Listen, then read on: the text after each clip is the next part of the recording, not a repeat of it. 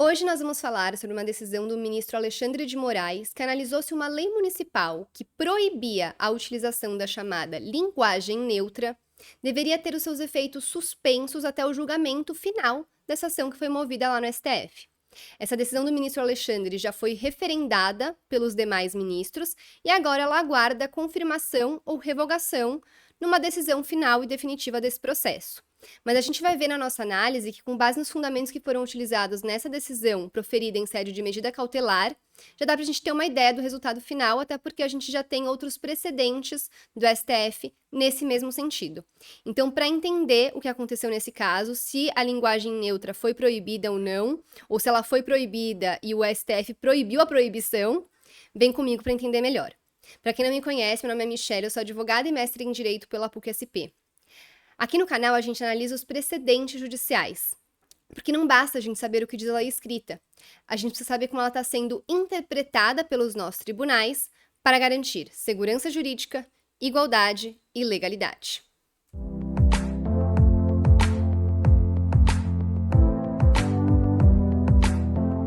Antes da gente começar a análise dessa decisão, não esqueça de se inscrever no canal, dar o seu like nesse vídeo e compartilhar esse vídeo e esse canal com outras pessoas que possam se interessar sobre tudo que é analisado aqui semanalmente com a análise dos precedentes do STJ e do STF. Bom, então vamos lá. Esse caso, como eu falei, ele foi ajuizado no STF, é uma ação de arguição de descumprimento de preceito fundamental, com um pedido de medida cautelar por parte da Aliança Nacional LGBTI+, e pela Associação Brasileira de Famílias Homotransafetivas, que tendo por objeto, então, essa lei do município de Águas Lindas de Goiás, que proibia a chamada linguagem neutra no âmbito daquele município. Então, aqui o teor da lei foi transcrita. O que ela falava? Artigo 1º. Fica vedado o uso da linguagem neutra, do dialeto não binário ou de qualquer outra que descaracterize o uso da norma da língua portuguesa na grade curricular e no material didático de instituições de ensino públicas ou privadas, em documentos oficiais das instituições de ânsino, em editais de concursos públicos, assim como em ações culturais, esportivas, sociais ou publicitárias que percebem verba pública de qualquer natureza no âmbito do município de Águas Lindas de Goiás. Parágrafo único. Nos ambientes formais de ensino e educação, é vedado o emprego de linguagem que, corrompendo as regras gramaticais, pretendem se referir a gênero neutro inexistente na língua portuguesa. Artigo 2º. Fica garantido aos estudantes do município de Águas Lindas de Goiás o direito ao aprendizado da língua portuguesa de acordo com as normas e orientações legais de ensino estabelecidas com base nas orientações nacionais de educação. Artigo 3º. O disposto no artigo anterior aplica-se a todas as instituições de ensino no município de Águas Lindas de Goiás, público ou privadas.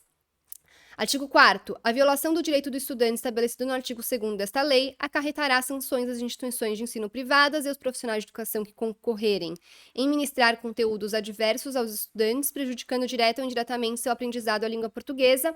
E, ao que nos interessa aqui para essa análise, o artigo 5º, que falava: as secretarias responsáveis pelo ensino básico deverão empreender todos os meios necessários para a valorização da língua portuguesa culta em suas políticas educacionais, fomentando iniciativas de defesa aos estudantes na aplicação de qualquer aprendizado destoantes das normas e orientações legais de ensino. E aí, as requerentes, as partes que entraram com essa ação, estavam basicamente alegando a ocorrência de inconstitucionalidades formais e materiais nessa lei municipal. E aí eu quero fazer essa ressalva agora desde o começo, que você precisa entender isso para você entender o que foi decidido pelo STF nesse caso.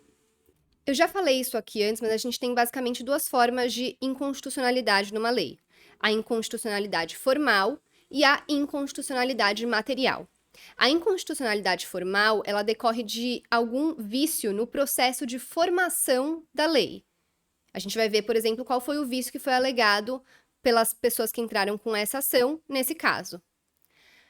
E a inconstitucionalidade material é quando a lei tem um conteúdo que vai de encontro, que vai contra as previsões da Constituição Federal.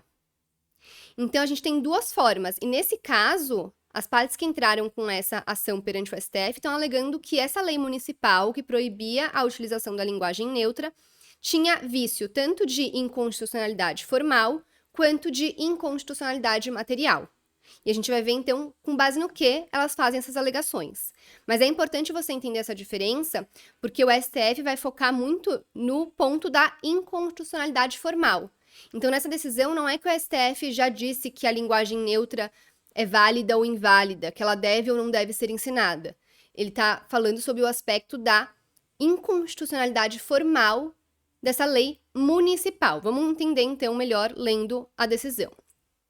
Bom, formalmente, então, as partes alegam usurpação da competência exclusiva da União para legislar sobre diretrizes e bases da educação nos termos do artigo 22 da Constituição Federal.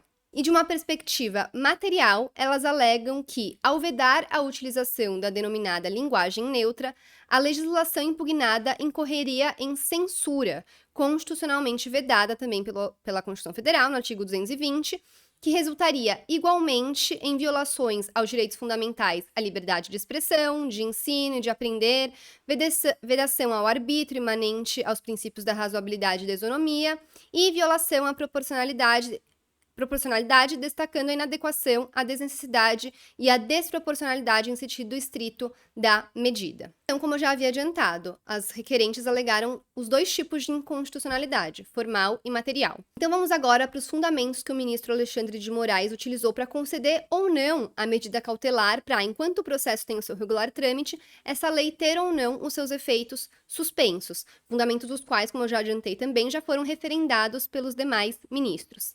Então, ele vai começar falando que a concessão de medida cautelar nas ações de jurisdição constitucional concentrada exige a comprovação de perigo de lesão irreparável, uma vez que se trata de exceção ao princípio segundo o qual os atos normativos são presumidamente constitucionais.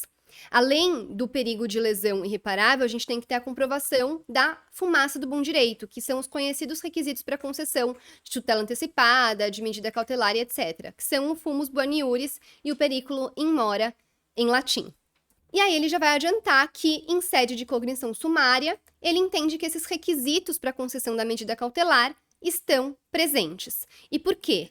Aí ele vai focar nos fundamentos dele agora que a gente vai analisar. Ele vai começar falando que o fundamento básico da legitimidade material da atuação da Suprema Corte está na necessidade de consagração e efetivação de um rol de princípios constitucionais e direitos fundamentais tendentes a limitar e controlar os abusos do poder do próprio Estado, por ação ou omissão, a consagração dos direitos e liberdades fundamentais e dos princípios básicos da igualdade e da legalidade como regentes do Estado contemporâneo, pois, nos estados onde o respeito à efetividade dos direitos humanos fundamentais não for prioridade, a verdadeira democracia inexiste. Então ele traz aqui algumas questões que estariam mais ligadas à questão da inconstitucionalidade material dessa lei municipal. Então, ele dá indícios de que ele entende que, materialmente falando, pelo que eu interpretei, pelo que eu entendi dessa decisão, de que, materialmente falando, ele também acha que essa lei municipal está em desacordo com a Constituição Federal. Então, pela interpretação que eu tive dessa decisão, me parece que ele entende que uma lei que proíba a utilização da linguagem neutra está violando alguns princípios constitucionais e que, portanto, não poderia existir essa proibição. No entanto, esse não foi o principal fundamento para afastar os efeitos dessa lei municipal nesse momento. O principal fundamento nesse momento para afastar os efeitos dessa lei foi a questão da inconstitucionalidade formal. Vamos ver. Ele vai dizer que, para o caso em análise, importa ressaltar que a Constituição Federal atribuiu à União competência para legislar sobre diretrizes e bases da educação nacional. Então, o artigo 22, ele fala, compete privativamente à União legislar sobre diretrizes e bases da educação nacional. Em complemento, a Constituição também conferiu primazia à União ao imputar-lhe a competência para estabelecer normas gerais sobre educação e ensino, reservando aos estados e ao Distrito Federal um espaço de competência suplementar, e que, portanto, aos municípios restou só a possibilidade de suplementar a legislação federal e estadual no que couber e em conformidade com o seu interesse local. Tanto que aqui o artigo 30 fala, compete aos municípios, inciso 2, suplementar a legislação federal e estadual no que couber. Então, é isso, ele está falando, olha, o município não poderia legislar sobre esse tema. Quem tem competência privativa para legislar sobre esse tema é a União. Então, a Constituição Federal, ela divide quem tem competência para fazer o quê? Senão seria uma bagunça, né? Se a União legislasse sobre um tema e aí o município viesse com uma outra lei e o Estado também. Então, existem essas previsões na Constituição Federal para determinar de quem é a competência do quê. E aí o município, de acordo com essa decisão do ministro Alexandre, ele usurpou a competência que, nesse caso, é privativa da União. Só a União poderia legislar sobre essa matéria que foi legislada por essa lei municipal. Então, nesse momento, não é que foi decidido o conteúdo dessa lei é indevido. Talvez se vier uma legislação federal, uma lei federal que diga é proibido o uso de linguagem neutra em escolas, essa lei seja considerada válida. Ou pode ser que não, pode ser que, apesar de reconhecer que a competência é da União, então a competência está correta, o conteúdo dessa lei viola a Constituição Federal. E aí a gente vai entrar em outros argumentos, morais, religiosos muitas vezes, enfim, a gente vai entrar em todo um arco filosófico, em toda uma gama de fundamentos que a gente não está aqui nesse mérito agora. Mas apesar disso, como eu falei, nessa decisão já há indícios de que o STF entenderia que uma lei que proibisse a linguagem neutra seria sim inconstitucional, tanto que já é citado aqui nessa decisão que a União editou a Lei 9.394 de 1996, mediante a qual foram fixadas diretrizes e bases da educação nacional, entre as quais destaca-se a promoção do pleno desenvolvimento do educando, cujo preparo para o exercício da cidadania e qualificação para o trabalho impõem a observância dos princípios da liberdade de aprender, ensinar, pesquisar e divulgar o pensamento, do pluralismo de ideias e de concepções pedagógicas e da promoção humanística, científica e tecnológica do país. E aí, voltando para a questão da inconstitucionalidade formal, ele vai falar que os municípios não dispõem da competência legislativa para edição de normas que tratem de currículos, conteúdos pragmáticos, metodologias de ensino ou modos de exercício de atividade docente. A eventual necessidade de suplementação da legislação federal com vistas à regulamentação de interesse local jamais justificaria a edição de proibição a conteúdo pedagógico, porque isso também violaria as diretrizes dessa lei que ele mencionou anteriormente. E aí ele vai destacar alguns precedentes nesse mesmo sentido, que em outros casos, como por exemplo numa lei que proibia a informação de ideologia de gênero em escolas municipais, também já foi reconhecida que naquele caso houve usurpação de competência privativa da União. E aí, então, foi com base nesses fundamentos que ele concedeu a medida cautelar para suspender os efeitos dessa lei municipal até o julgamento final dessa controvérsia, dessa ação, que a gente acabou de analisar só uma decisão em sede de cognição sumária, que é uma cognição, uma análise mais superficial da questão, mas para verificar se tem que suspender ou não os efeitos da lei, por entender presentes, a fumaça do bom direito e o perigo da demora. E aí, então, a gente vai ter que ver depois o final desse processo, mas muito dificilmente vai ser outro resultado, porque, como eu falei, o principal fundamento foi a inconstitucionalidade formal. E antes de encerrar esse vídeo, eu quero trazer para reflexão justamente se a gente estivesse diante de uma lei federal. Porque se a gente estivesse diante de uma lei federal, não teria essa discussão acerca da competência. Então, estaria correto. A competência para legislar sobre matéria estaria correta, teria sido uma matéria legislada pela União. Agora, será que com relação ao conteúdo de eventual lei federal que proibisse o uso da linguagem neutra, a gente teria uma decisão do STF falando que essa lei é materialmente inconstitucional?